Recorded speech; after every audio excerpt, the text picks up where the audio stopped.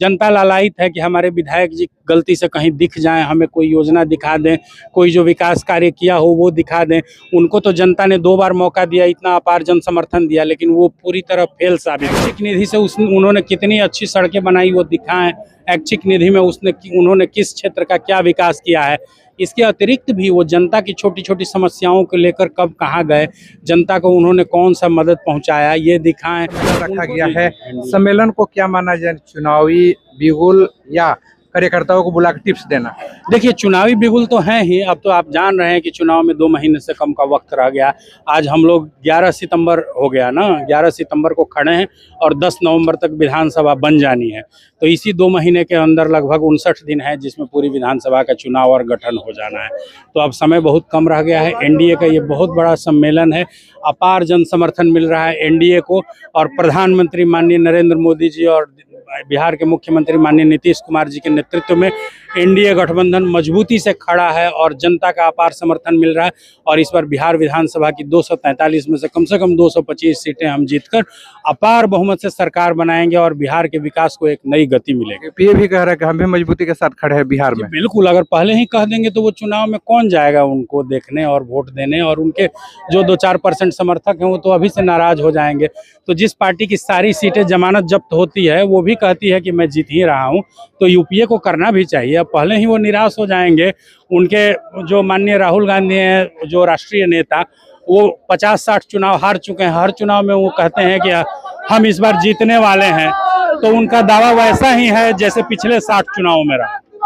तो अभी जो यहाँ पे जो अभी तमाम जो नेता आएंगे तो कार्यकर्ताओं को क्या कुछ टिप्स भी देंगे? देखिए, कार्यकर्ताओं को यही बताया जाएगा कि जो ये हमारी केंद्र और राज्य की डबल इंजन की सरकार है, इसमें लगातार लोकप्रिय योजनाओं की घोषणा हो रही है। चाहे वो मुफ्त बिजली हो, चाहे वो वृद्धा पेंशन हो, विधवा पेंशन हो, विकलांग पेंशन हो, आशा दीदी का मानदेय हो, जीविका दीदी का मानदेय हो, साथ ही अन्य जो लोकप्रिय योजनाएं हैं। लगातार प्रदेश की जो सरकार है वो प्रदेश के एक एक जन जन को राहत पहुंचाने में, उनको फ़ायदा पहुंचाने में, उनके स्वरोजगार को बढ़ावा देने में, स्वावलंबन को बढ़ावा देने में, उनके शिक्षा, उनके चिकित्सा के प्रति सजग है।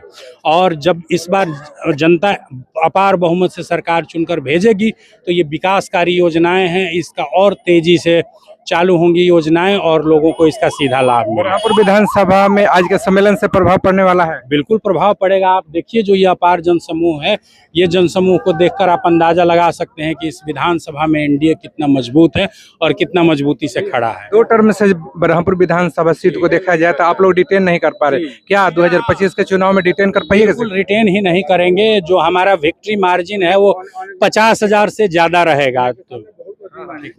तो हम जीतेंगे, इस बार निश्चित रूप से जीतेंगे। और ये जीत, मैं तो कह रहा हूं कि शाहाबाद में जो इस बार एनडीए गठबंधन खड़ा है, उस एनडीए गठबंधन का मेरुदंड, जो रीढ़ की हड्डी है, वो ब्रह्मपुर साबित होगा।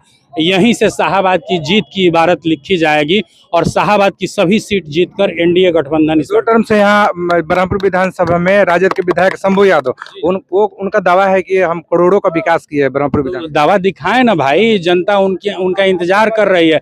जनता लालायित है कि हमारे विधायक जी गलती से कहीं दिख जाएं, हमें कोई योजना दिखा दें, कोई जो विकास कार्य किया हो वो दिखा दें। उनको तो जनता ने 2 बार मौका दिया, इतना अपार जन समर्थन दिया, लेकिन वो पूरी तरह फेल साबित हुए। अपने नेतृत्व की ही तरह वो फेल साबित हुए। वस्तुतः उनकी पार्टी में विकास जैसी बातों का कोई जगह नहीं है, विकास जैसी बातों का कोई जगह नहीं है। तो ये मानना होगा कि विकास की बात जो है वो सिर्फ एनडीए कर सकती है। उनका एक बयान भी सामने आया है, आप भी सुने होंगे, देखे में हम लोग भी चलाए उस बयान को, कि जो सड़क बनता है ब्रह्मपुर विधानसभा में उसमें मेरा भी शेयर रहता है।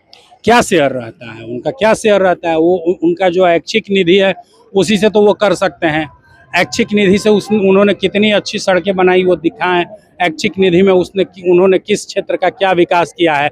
इसके अतिरिक्त भी वो जनता की छोटी छोटी समस्याओं को लेकर कब कहाँ गए, जनता को उन्होंने कौन सा मदद पहुंचाया, ये दिखाएं। उनको तो ये विश्वास है कि वो जातीय जोड़ तोड़ करके, गठजोड़ करके, रुपया पैसा देकर, जनता को भरमा कर, बरगला कर, उल्टे सीधे काम करके वो चुनाव निकाल लेंगे कि जनता को इस बार समझ आ गया है कि ऐसे लोग जो अवसरवादी होते हैं, चुनाव के समय नजर आते हैं, प्रलोभन देकर वोट लेते हैं, उसके बाद 5 साल सो जाते हैं, अपने व्यवसाय में लगे हैं, ऐसे लोगों को निकाल बाहर इस करेगी। बार जो देखा जाए कि ब्रह्मपुर विधानसभा में सत्ता परिवर्तन होगा। बिल्कुल होगा, निश्चित होगा, इसमें कोई दो राय है ही नहीं। पिछली बार भी वो सत्ताच्युत हो जाते, गठबंधन में चूंकि सीट गई ऐसे प्रत्याशी के पास जो नए थे और जनता ने उनको स्वीकार नहीं किया और एनडीए के वोटों में बिखराव हुआ, इसलिए वो गलती से निकल गए।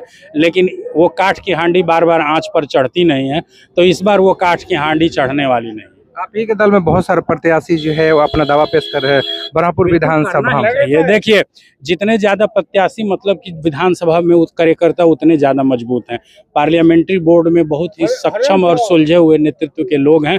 वो देखेंगे कि यहाँ के लिए उपयुक्त उम्मीदवार कौन है और जिसे भी सिंबल देंगे सारे प्रत्याशी उन्हीं के पीछे। इसमें जनता भी भटकती है, तो जनता कैसे एकजुट होगी कि हमको इनको जनता तो आई है एनडीए को समर्थन देने के लिए और पार्टी जिसको सिंबल देगी जनता उसी के साथ खड़ी रहेगी, इसमें कोई दुविधा वाली बात नहीं है।